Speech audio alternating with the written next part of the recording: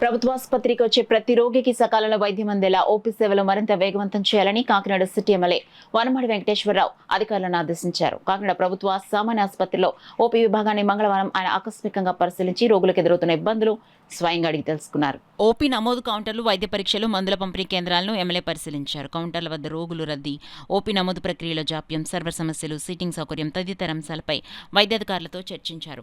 రోగులు, వారి సహాయకులు ఎక్కువసేపు వేచి ఉండాల్సిన పరిస్థితి లేకుండా ఓపీ నమోదు నుంచి వైద్య పరీక్షలు, మందుల పంపిణీ వరకు అన్ని ప్రక్రియలు సమన్వయంతో నిర్వహించాలని సూచించారు. ఆసుపత్రిలో వివిధ వైద్య విభాగాలను సందర్శించిన కొండబాబు అక్కడ అందుతున్న వైద్య సేవలను పరిశీలించారు.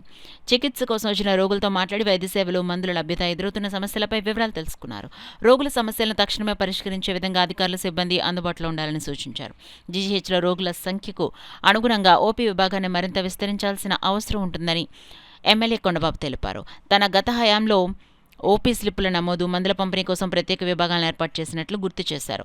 ప్రస్తుతం కొత్త ఓపీ విభాగం కోసం నూతన భవన నిర్మాణానికి చర్యలు తీసుకుంటున్నామని వెల్లడించారు. పేద మధ్యతరగతి ప్రజలకు ప్రభుత్వ ఆసుపత్రులే ప్రధాన ఆధారమని, వారికి మెరుగైన వైద్య సేవలు అందించేందుకు ప్రభుత్వం కట్టుబడి ఉందన్నారు. జీజీహెచ్లో రోగుల సౌకర్యాల మెరుగుదలకు అవసరమైన చర్యలు తీసుకోవాలని వైద్యాధికారులకు సూచించారు. ఈ పరిశీలన కార్యక్రమంలో జీజీహెచ్ వైద్యాధికారులు, వైద్యులు, సిబ్బంది ఎమ్మెల్యే వెంటున్నారు.